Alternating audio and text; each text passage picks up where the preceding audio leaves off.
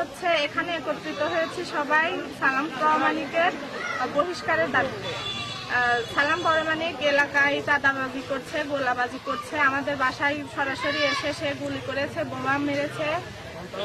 সন্ত্রাস মুক্ত চাই, এলাকায় মাদক মুক্ত চাই, সন্ত্রাস মুক্ত চাই। আমরা প্রশাসনিকভাবে চাচ্ছি যে সালামের স্থায়ীভাবে বহিষ্কার করব। সালাম নেতা এলাকায় অবৈধ কর্মকাণ্ড করছে, অবৈধ অস্ত্র নিয়ে আমাদের বাসায় সেদিন রাতে হামলা চালিয়েছে, গুলি করছে। তিনি মাদক ব্যবসার সাথে জড়িত। তিনি সালিশ বিচার করে অবৈধ টাকা নিচ্ছে, বিএনপির নাম ভাঙে। আমরা চাই না কোনো নামধারী বিএনপি এই দলে থাকুক, আমরা তার সরাসরি বহিষ্কার চাই।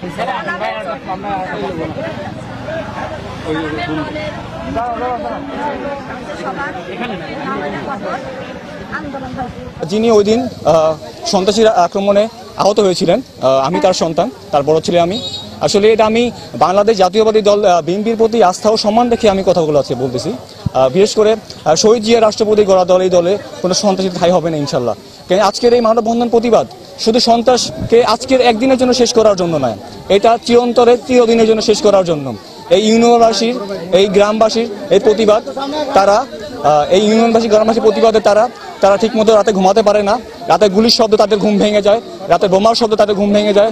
তাদের সন্তানদের স্কুলে পাঠাতে, তাদের সন্তানদেরকে বাইরে পাঠাতে তারা ভয় পায়, নাচে থাকে। তাদের চাঁদাবাজ দখলদারে তারা সবসময় ভয় থাকে। এই সন্ত্রাসীদের অবশ্যই বহিষ্কার চাই। আমি বাংলাদেশ প্রশাসনের প্রতি অবশ্যই সম্মান ও আস্থা রেখে কথা বলবো।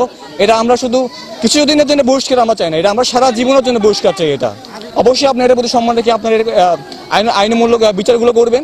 এবং যদি কোনো কঠোরতম কোনো বিচার না করা হয়, প্রশাসনের প্রতি যদি সম্মান রেখে যদি কোনো আপনার বিচার না করতে পারেন, তাহলে এই আন্দোলন, এই প্রতিবাদ কঠোরভাবে কঠোর হতে থাকবে। আব্দুল সালাম সে কিন্তু এই গ্রামের উপর অনেক নির্যাতন, জুলুম, চাঁদাবাজ চালাচ্ছে। আমার এক বন্ধু বিদেশ থেকে আসার পরে তার কাছে 10 লক্ষ টাকা চাঁদা চায়, কিন্তু আমরা তার প্রতিবাদ করতে গেলে আমাদের উপরে ধারালো অস্ত্র এবং গুলি চালায়। আমার পায়ে এখনো গুলির চিহ্ন আছে, আমার পায়ে গুলি আছেই। কিন্তু আমরা চাই প্রশাসনের কাছে, প্রশাসন তার কোনো পদক্ষেপ, কোনো গ্রেপ্তার, কোনো কিছুই করতেছে না।